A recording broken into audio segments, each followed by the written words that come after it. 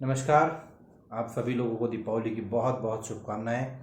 हम एक अच्छे वातावरण में काफ़ी लंबे समय के बाद दीपावली मना रहे हैं और निश्चित रूप से ये आपके लिए मंगलकारी हो, ये मेरी कामना है। मैं परमपिता परमात्मा से इसी प्रार्थना करता हूँ कि आप सभी लोगों के जीवन में हर्षोल्लास, समृद्धि, सुख, वैभव, संपदा सभी कुछ प्राप्त हो। विद्यालय की ओर से मैं आज अपने बच्चों और उनके माता पिता से एक छोटी सी विनती करना चाहता हूँ कि दीपोत्सव है, प्रकाश का पर्व है और हम लोग प्रकाश की हमेशा कल्पना करते हैं। हम लोग चाहते हैं कि अपने जीवन में उजाला बना रहे।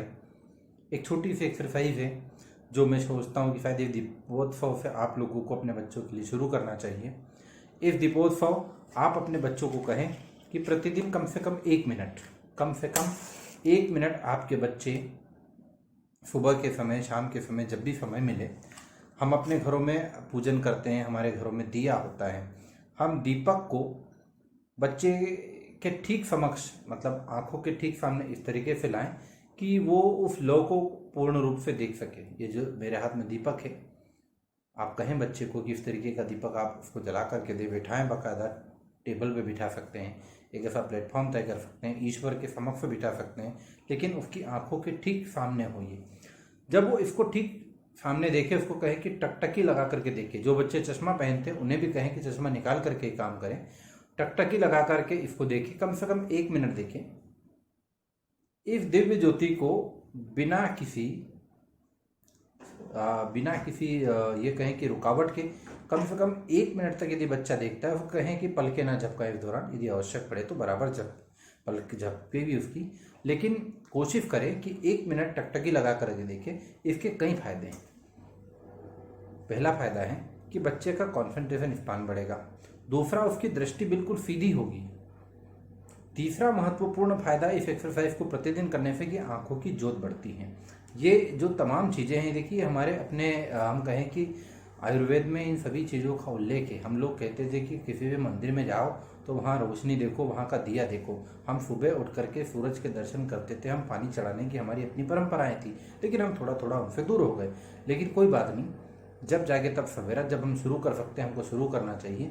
इस तरीके से यदि हम अपने बच्चे को कहें कि बेटा 1 मिनट का एक्सरसाइज है, कोई बड़ा बच्चा 2 मिनट भी कर सकता है, और इस तरीके से यदि वो लगातार करेगा, उसकी आंखों को फायदा होगा, कॉन्सेंट्रेशन स्पान बढ़ेगा, लर्निंग कैपेसिटी भी उसकी बढ़ती चली जाती है। इस चीज़ को माने।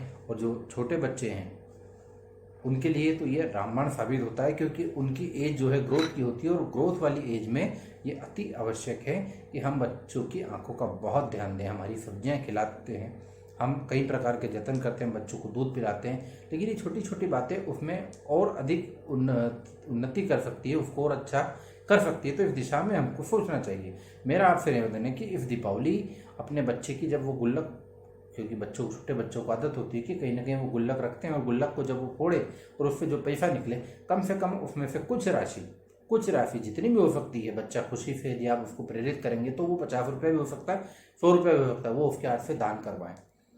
दान देने का अपना महत्व है, इसलिए बच्चे के अंदर इस तरीके का भाव आप रख डालें कि बेटे हमारे पास जो पैसा, हमने भले ही हमारा वो निजी था, आपके पास ये पैसा है, किसी माध्यम से है, किसी ने आपको दिया, लेकिन इसमें से एक हिस्सा, इसमें से कुछ भाग हमें दान करना चाहिए, और बच्चे को इसलिए प्रेरित करें। मेरा आपसे ऐसा निवेदन है। यदि बच्चे के पास फटे पुराने कपड़े हैं तो वो भी कहीं हम दान कर सकते हैं, और उसे जरूर करें। कुछ मीठा हमारे घर में बना होगा, निश्चित रूप से इस दीपावली बच्चे के हाथ से कुछ मीठा भी उन लोगों को दे जो लोग उम्मीद से आपके दरवाजे तक आते हैं।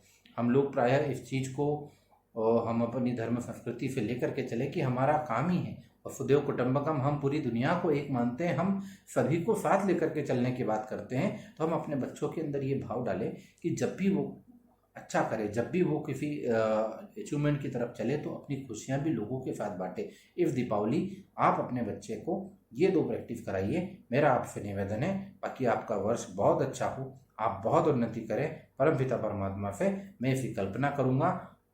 आप सभी लोग स्वस्थ रहें, बहुत अच्छी दीपावली मनाएं। सभी लोगों को दीपावली की बहुत बहुत शुभकामनाएं। धन्यवाद।